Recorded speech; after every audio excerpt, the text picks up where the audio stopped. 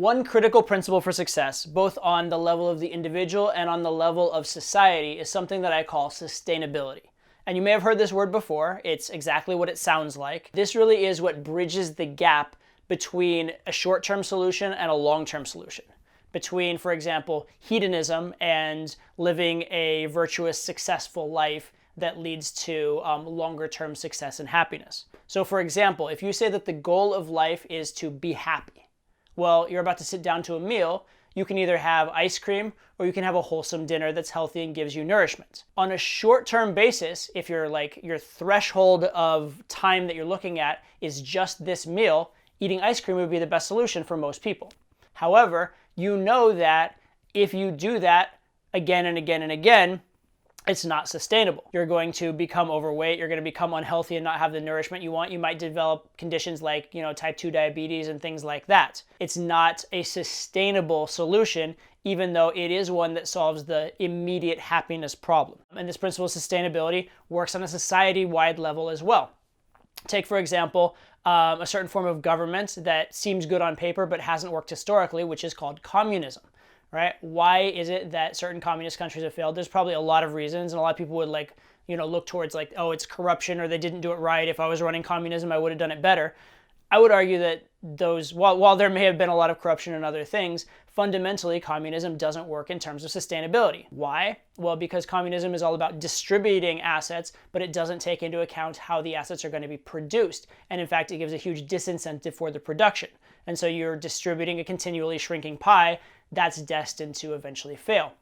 Whereas capitalism, which has been proven to work and sustain itself at least much more effectively than communism, say whatever you will about it in general and whatever issues you may have with various forms of it, at the very least it takes care of that production aspect, right? There's a lot being produced, and while you may disagree with how it's being distributed, you are going to continually be expanding the pie and have something at least to distribute, so it is at least a sustainable system, right? So while any system has its imperfections, capitalism seems to be sustainable, whereas communism seems not to be in general. Another society-wide sort of aspect or look at sustainability is when you look at crime and punishment. For example, if you look at any kind of criminal code, all the way back to like the Code of Hammurabi, and even maybe if there's anything before that, people get punished for crimes. Now, that doesn't make sense on a short-term basis. Like, let's say that person A causes physical injury to person B. Well, person A has been injured, and nothing that's done to person B is going to take that injury away from person A. They're not being helped by it. And punishing person B only makes person B worse off. So how is it that punishing someone by either incarceration or capital punishment or fines or whatever, how is it that that can actually make society better? Well, in that individual transaction, it can't. In fact, it doesn't. It makes society poorer. However, the idea is that that serves as a deterrent for future crime, and in doing so, it makes society better. Now, you may argue with the theory, you may argue whether or not it works, but at least in principle, that is utilizing the idea of sustainability, and it's probably not a coincidence that almost every successful society has had some form of punishment for crime. So it seems to have at least worked, or at least been correlated with working throughout history. Of course, the area in which you hear sustainability talked about the most today is sort of ecological sustainability, i.e. sustaining the planet, doing things in a way that's efficient and not going to use up sort of all the fossil fuels or not going to overpollute and that sort of thing. There's a lot of debate about that, and a lot of the well-intentioned things may or may not actually work, but the principle, at least, of trying to keep the planet healthy rather than trying to destroy it does make sense to us in principle on sort of a philosophical level, and that's again that idea of sustainability. To close, let me give you two more examples of sustainability on an individual level, just to kind of round things out. The first one is being good to your word, being an honorable person. Because when you're transacting in a one-off situation with a random person you're never going to see again, it would make a lot of sense to screw them over in the deal. It would make a lot of sense to cut corners, to not do your best, etc.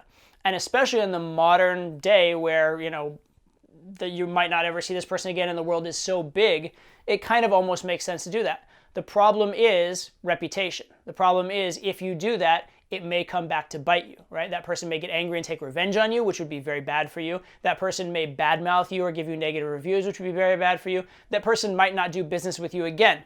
Especially looking at this idea of doing business with you again. Let's say that I could, have a deal with you where it's profitable for both of us, and I could take 80% of the profit and give you 20%. But by doing so, you would feel cheated and used and not want to do business with me again. And then we just have that one transaction. Or we could have a transaction where I take 70% and give you 30%, just a little bit better. Now you feel that you got your money's worth in the transaction, you feel happy about it, and we make that transaction again and again and again and again and again, and it's actually more profitable for everybody because it's a sustainable relationship. It's something that can be ongoing, right? So in most cases, in business, in life, in dealing with people, if you can have a sustainable relationship where you can have continued positive, we call it non-zero sum, both people are gaining, continued interactions like that, you're going to do better than if it's a one-off. If you have to find a new person to do business with every single time you do business, you're not going to be in business for very long. And then again, obviously on a personal level, if you get a bad reputation, it's going to hurt you because people aren't going to want to be friends with you, people aren't going to want to date you, etc., etc. So reputation matters. You want to be good to your word, even though in a short-term sense, it doesn't seem to make sense. Even though you could do better in the next 5 minutes by breaking your word, in the next 5 years or throughout your life, you probably would not. Final one in terms of sustainability is the idea of overtraining or overdoing or overworking. Right? So I'll use the overtraining as an example, but this applies just as much to, not sleeping, sustaining yourself on coffee, working 900-hour weeks every week, etc.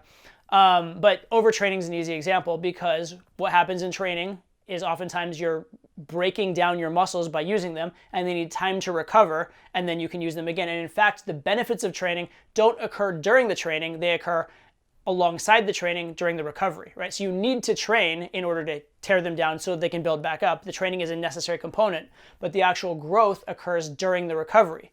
And if you don't recover, you're not going to grow. So overtraining doesn't work. You need a balance. You need that sustainability as well, right? So this concept should be applied to your actions. Whenever you're planning your life, whenever you're strategizing your business, whenever you're planning for a society or planning policy, you need to be thinking about, is this good right now? But equally, if not more important, will this transaction or will this thing that you're doing be good if done over and over and over again by you and over again by everybody within the society? If it passes that test, it's likely a good strategy.